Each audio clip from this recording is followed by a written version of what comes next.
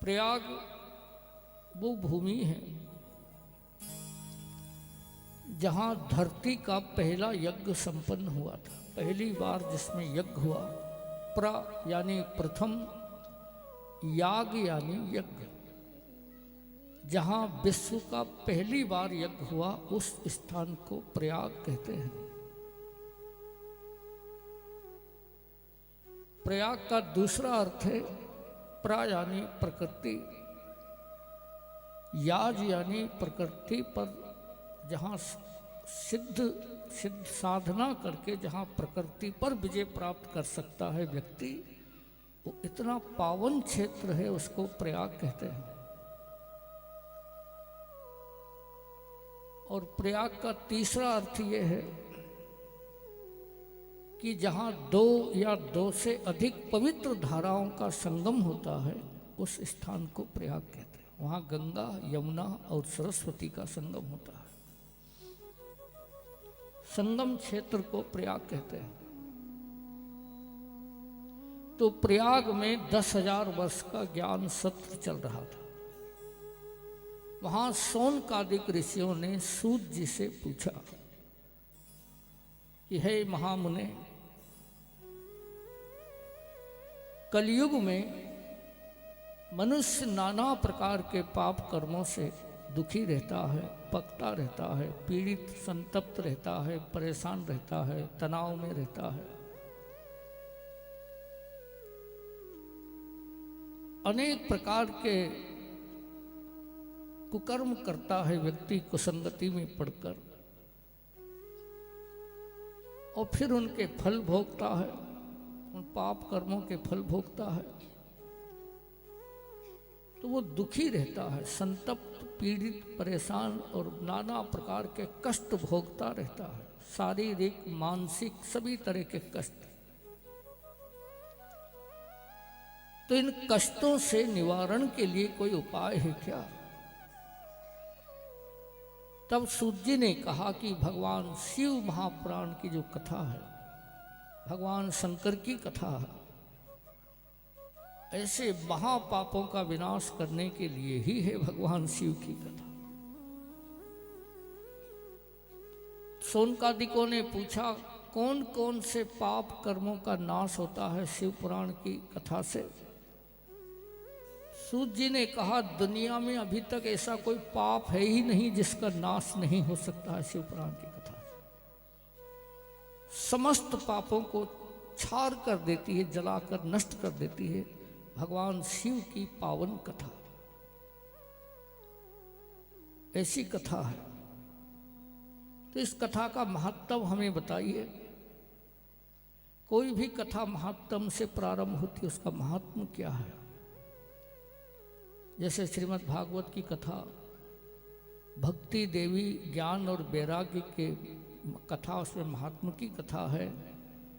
और धुंधकारी और गोकर्ण की कथा भी महात्म की कथा है।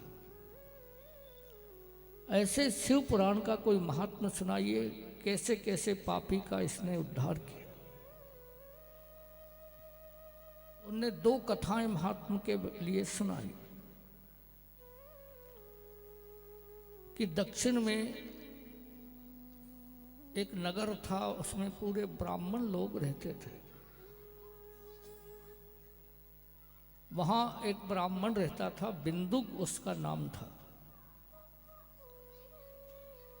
कहने को वो ब्राह्मणों का नगर था, लेकिन सब उसमें चोर, डाकू, कुटिल, कपटी, झूठे, पापी, पाखंडी सब ऐसे लोग थे। वो नाम मात्र के ही ब्राह्मण थे, जाति से ब्राह्मण थे, कर्म से ब्राह्मण नहीं थे। लूटपाट करना पालन करने वाली चंचुला नाम था उसकी पत्नी। सुंदर स्वरूप, सब गुण समरूप, सब गुण संपन्न। वो ब्राह्मण मान्यता प्राप्त था, लेकिन संयोग की बात देखिए कि वो कुसंगति में पड़ गया और वो भ्रष्ट हो गया, वो बिंदु। और इतना भ्रष्ट हुआ कि फिर कोई भी काम उससे बचा नहीं। बाद में इतना अधोगति में पहुंच गया। उसकी पत्नी ने उसे बहुत समझाने का प्रयास किया, लेकिन वो नहीं समझा और कुसंगति में एक दिन उसकी मृत्यु हो गई। अब वो महान पापी होकर मृत्यु को प्राप्त हुआ था, इसलिए वो प्रेत योनि में पहुंच गया। और विंध्याचल पर्वत में, गंगा जी के तट पे विंध्याचल पर्वत जहाँ से प्रारंभ होता है, वहाँ उस पर्वत में प्रेत बनकर रहने लगा और यात्रियों को भी परेशान करता था, वहाँ से निकलने वाले लोगों। उसकी पत्नी जो थी चंचुला, वो कुछ गांव के लोग तीर्थ यात्रा पे जा रहे थे तो वो भी उनके साथ चली। तो काशी में वो लोग पहुँचे, एक शिवालय में दर्शन कर रहे थे तो वहाँ शिव पुराण की कथा हो रही थी। उसने बैठ के कथा सुनी और उसके मन में भगवान शिव की भक्ति का जन्म हुआ। तो शिव नाम का जाप करते करते ही उसकी भी मृत्यु हो गई और वो शिव लोक को उसने प्राप्त किया। उसका स्वभाव, शील और गुण देखकर भगवान शंकर ने उसको पार्वती जी की सहचर्यों में शामिल कर दिया कि पार्वती जी की सेवा करो, इनके साथ रहो। शिवलोक में वो पार्वती जी की दासी बनकर रहने लगी चंचुला। तब एक दिन उसने पार्वती जी से पूछा, मैया मेरे पति का क्या हुआ, वो कहाँ है? पार्वती जी ने कहा, तुम्हारा पति प्रेत बन गया है और प्रेत योनि उसको प्राप्त हुई है और वो इस समय विंध्याचल पर्वत में प्रेत रूप में विद्यमान। श्री राम जय राम जय जय राम। धन्यवाद, स्वागतम, बैठिए। वो प्रेत योनि को प्राप्त कर चुका है।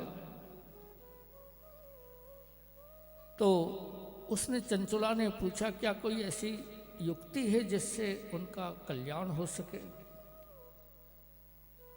बोले, युक्ति तो वही है, जिस युक्ति से तुम्हारा कल्याण हुआ है उसी युक्ति से उसका भी कल्याण हो सकता है।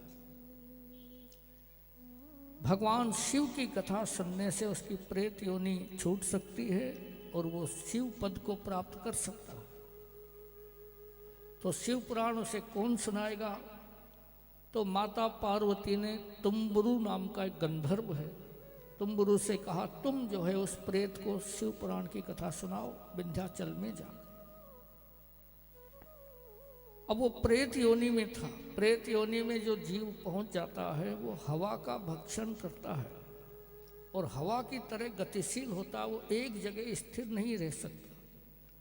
वो जैसे एक जगह बैठ नहीं सकता, खड़ा नहीं हो सकता, वो हवा की तरह इधर उधर लहराता रहता है और स्थिर नहीं रहता, चंचल रहता। तो तुम्बुरु ने उसको बांधा।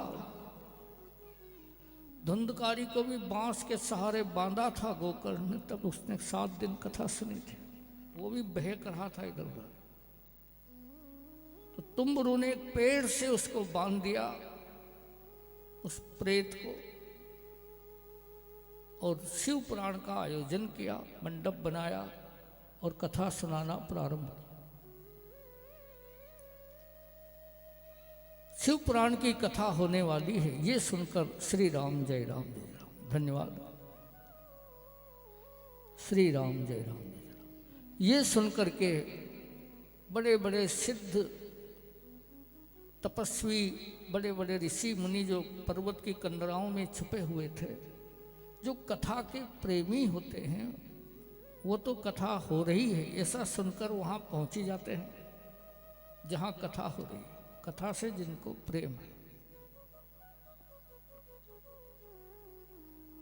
अब कथा के साथ साथ जो थोड़ा ईगो से अपना प्रेम, वो कहते हैं हमसे तो कहा तो है ही नहीं, उसने नहीं कहा, उसने नहीं कहा, उसने नहीं कहा, वो ऐसे बातें करते हैं। कथा तो सुन ही लेना चाहिए भगवान की, कहीं भी हो, किसी के भी द्वारा हो, उससे क्या फर्क पड़ता है। तो अब वो बड़े बड़े ऋषि मुनि संत जो पर्वत की गुफाओं से छुप के आए थे, उनसे किसने कहा? वो तो प्रकट कथा सुनकर आ गए, कथा हो रही है, आ गए। कथा से उनको प्रेम था।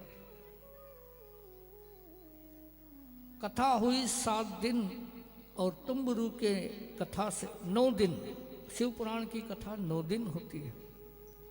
शिव पुराण की कथा जैसे रामचरितमानस की कथा 9 दिन में होती है, ऐसे शिव पुराण की कथा 9 दिन की कथा है।